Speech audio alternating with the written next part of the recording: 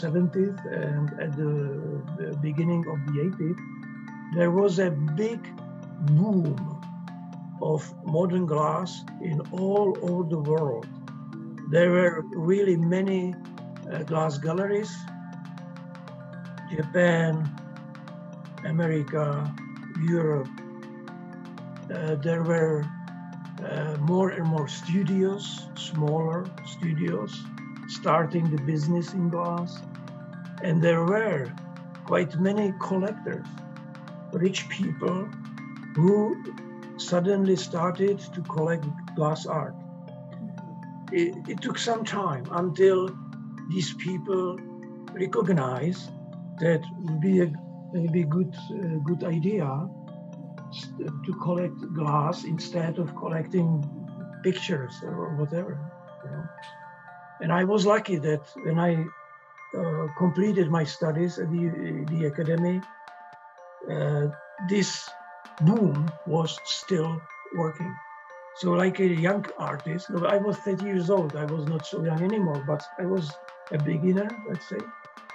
So there were really quite many opportunities to send pieces to the exhibitions, competitions.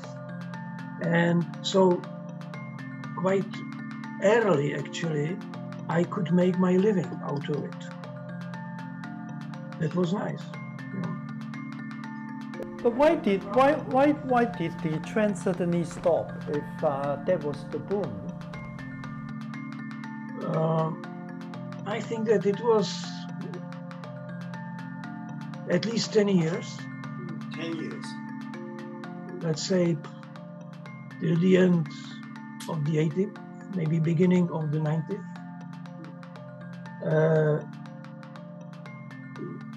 In my eyes, one of the reasons was the economical crisis, which was happening, I think, sometimes in the 90s.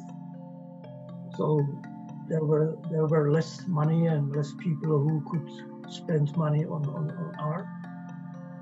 And also those people who started to collect glass art had already collections, big collections of art, glass art pieces, and they didn't collect so much anymore.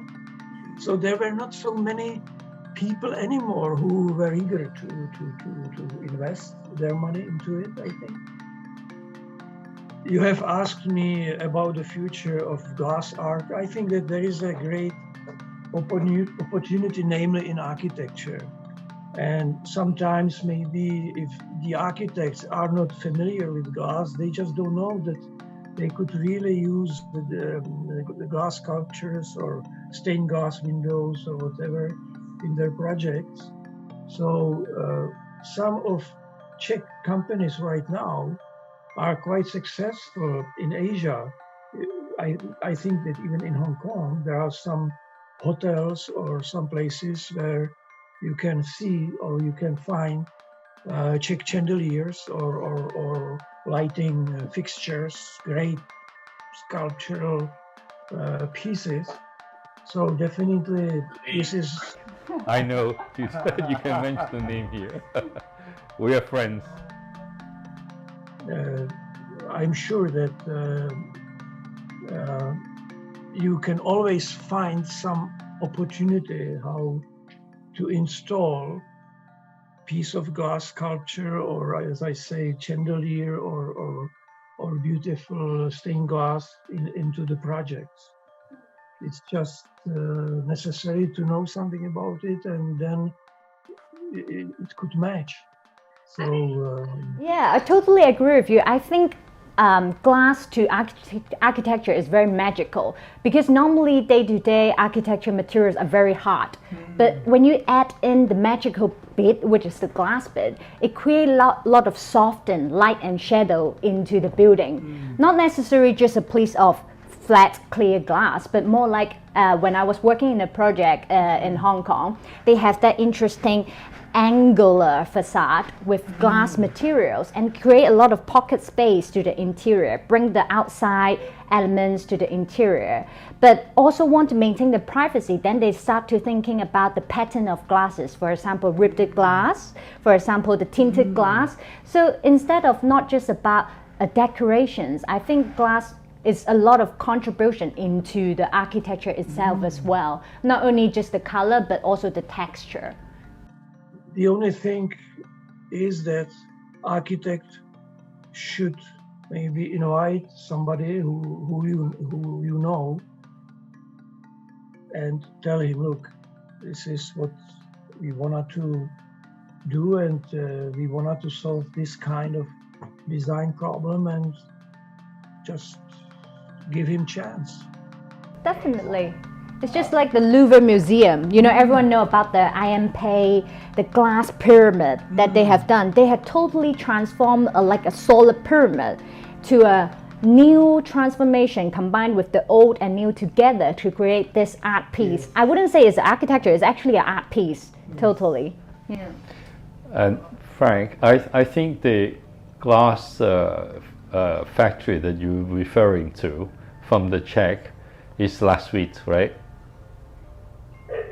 The glass lighting factories that you're referring to is last week, isn't it? Yeah, and I just want to fill them the little bit of background. This company is a Czech company owned by a Czech guy, but it started in Hong Kong. Oh, right. And they're the one who really transformed the traditional chandeliers in public space into glass art. So for the last, I would say, 15 years, they've really changed, you know, all the hotel public space by using glass, combining glass and art, you know, instead of the old traditional, you know, candlelight chandelier. So I think this is, you know, another fantastic example coming out from Czech Republic with glass and art combined. Amazing. There are more studios or places where they do it, and they have a really good business for Asian hotels, or also for Saudi Arabia, for United Arab Emirates, and so.